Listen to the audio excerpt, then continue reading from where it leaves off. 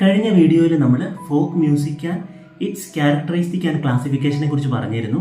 ഇന്ന് നമുക്കതിൻ്റെ ബാക്കി ഭാഗം നമുക്ക് നോക്കാം. പെഡഗോജിക്കൽ ആസ്പെക്ട്സ് ഓഫ് മ്യൂസിക്കിൽ അതിൽ വരുന്നതാണ് approach to learning of music. അതായത് സംഗീതം ഒരു വിദ്യാർത്ഥി ആദ്യം പഠിക്കാൻ വരുമ്പോൾ എങ്ങനെയായിരിക്കണം നമ്മുടെ പഠന രീതി, ഏത് താളം നമ്മൾ ചൂസ് ചെയ്യണം, ഏത് ശ്രുതി ആ കുട്ടിക്ക് ചൂസ് ചെയ്യണം, ഏത് തരം പാട്ടുകളാണ് ആദ്യം പഠിപ്പിക്കേണ്ടത്, ഈ കാര്യങ്ങളെക്കുറിച്ച് നമുക്ക് വ്യക്തമായ അവബോധം ഉണ്ടായിരിക്കണം. അതുപോലെ പ്രോസസ് ഓഫ് ടീച്ചിങ് മെത്തഡോളജി, എങ്ങനെ പഠിപ്പിക്കണം. ഓക്കെ, നമുക്കറിയാം ഓരോ വിദ്യാർത്ഥിക്കും നമ്മൾ പാട്ട് പഠിപ്പിക്കേണ്ട രീതി വ്യത്യസ്തമായിരിക്കും. ചിലർ പെട്ടെന്ന് പഠിക്കും, ചിലർ സ്ലോ ലേണേഴ്സ് ആയിരിക്കും. അപ്പം നമ്മൾ അതിനനുസരിച്ച് നമ്മൾ എന്ത് ചെയ്യണം, നമ്മുടെ പഠന രീതിയിൽ മാറ്റം വരുത്തണം.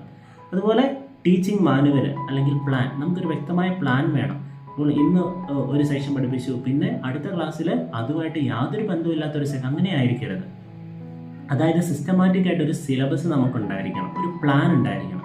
അതുപോലെ പെഡഗോജിക് അനാലിസിസ്, അതുപോലെ നമ്മളെ കുട്ടികളെ വിലയിരുത്തണം, അവരുടെ പഠന രീതി. അതായത് അവർ സംഗീതം പഠിച്ച ആദ്യ ദിനം തൊട്ട് ഒരു മാസം കഴിയുമ്പോൾ അവർക്ക് എന്തൊക്കെ പുരോഗതി വന്നു, എന്തൊക്കെ നേട്ടങ്ങൾ വന്നു എന്നതിനെക്കുറിച്ച് നമുക്ക് വ്യക്തമായ ഒരു അനലൈസ് ഉണ്ടായിരിക്കണം.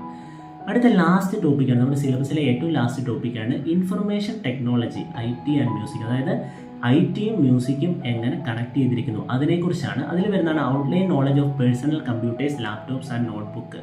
ജനറൽ ആയിട്ടുള്ള IT നോളജാണ് അവിടെ പറയുന്നത്. Internet, email, blog, world wide web, music sites, MP3, DVDs, recording. അപ്പോൾ ഇതിൽ ഇത്രേ പറയുന്നുവെങ്കിലും നമ്മുടെ പരീക്ഷയ്ക്ക് ചില സമയത്ത് ചോദിക്കാറുണ്ട് റെക്കോർഡിംഗ് സോഫ്റ്റ്വെയറുമായിട്ട് ബന്ധപ്പെട്ട ചോദ്യങ്ങൾ. Logic pro, pro tools, Cubase, neon 2, അതുപോലെ FL സ്റ്റുഡിയോ, ഇങ്ങനെ പറയുന്ന ഒഡാസിറ്റി, ഇതുപോലുള്ള ഓഡിയോ സോഫ്റ്റ്വെയറെ കുറിച്ച് പറയുന്നുണ്ട്. അതായത് നമ്മുടെ ഓഡിയോ റെക്കോർഡ് ചെയ്യാൻ ഉപയോഗിക്കുന്ന സോഫ്റ്റ്വെയർ താഴെ പറയുന്നവയിൽ ഏതാണ്?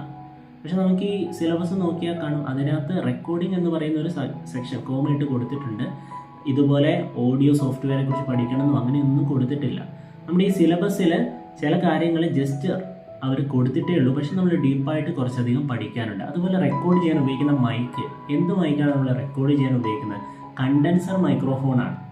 അതുപോലെ ആ തരത്തിലുള്ള രീതിയിലുള്ള ക്വസ്റ്റ്യൻസ്, കുറച്ച് ഡീപ്പായിട്ടുള്ള, അത് 1-2 ക്വസ്റ്റ്യനെ ചോദിക്കാറുള്ളൂ. പക്ഷെ നമുക്കറിയാം ആ 1-2 മാർക്കിന് അത്രത്തോളം വിലയുണ്ട്. അപ്പോൾ ഇത്രയും കാര്യങ്ങളാണ് നമ്മുടെ സിലബസിൽ നമുക്ക് പഠിക്കാനുള്ളത്. വളരെ സിസ്റ്റമാറ്റിക് ആയിട്ട് പഠിച്ചാൽ മാത്രമേ നമുക്കിത് കംപ്ലീറ്റ് ചെയ്യാൻ പറ്റുള്ളൂ. വളരെയധികം നമ്മൾ എഫേർട്ട് എടുത്ത് പഠിക്കേണ്ടതാണ്. ചുമ്മാ നമ്മൾ ജസ്റ്റ് ഒരു ബുക്ക് റെഫർ ചെയ്ത് പഠിച്ചാൽ പാസ്സാവുന്നതല്ല ശരിക്കും കേട്ടറ്റ് എന്ന് പറയുന്ന എക്സാം. വളരെയധികം നമ്മൾ എന്ത് ചെയ്യണം, ഹാർഡ് വർക്ക് ചെയ്ത് പഠിക്കേണ്ട ഒരു സെക്ഷനാണ്.